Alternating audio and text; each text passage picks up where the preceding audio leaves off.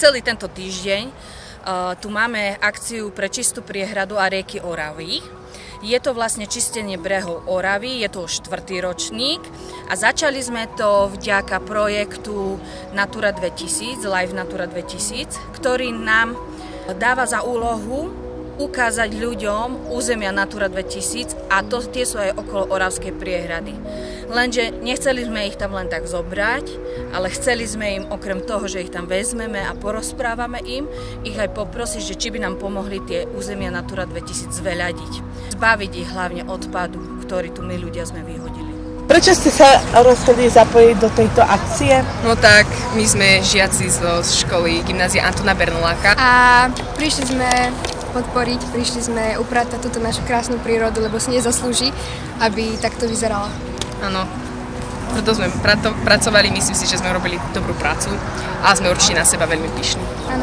Celý druhý ročník sa dneska v piatok zobral, že ideme čistiť semka pozdĺž výtoku z kanalizácie v Námestove. Za nejaké 2 hodiny tam máme podľa mňa dobrých 30-40 vriec, takže sme určite dobrú robotu urobili.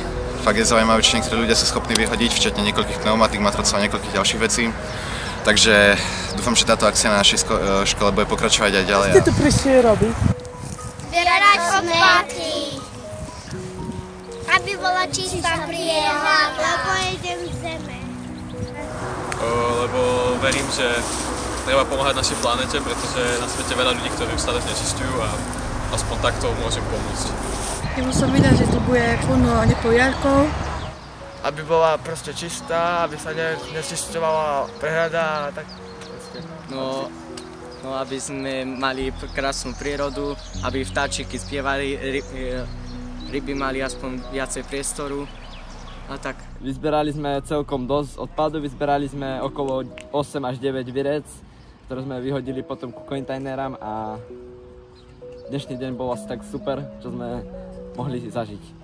No, dnešná akcia dopadla na výbornú, zúčastnili sme sa ako Spojená škola internátna. Pekne chceme poďakovať občianskému združeniu Upratme Slovensko, ale aj iným dobrovoľníkom, ktorí nám prispeli k ochranným pomôckam a potrebnému náčiniu na to, aby sme mohli upratať a trošku tak zveľadiť okolie nášho priestranstva a Oravskej priehrady. Upratme Slovensko!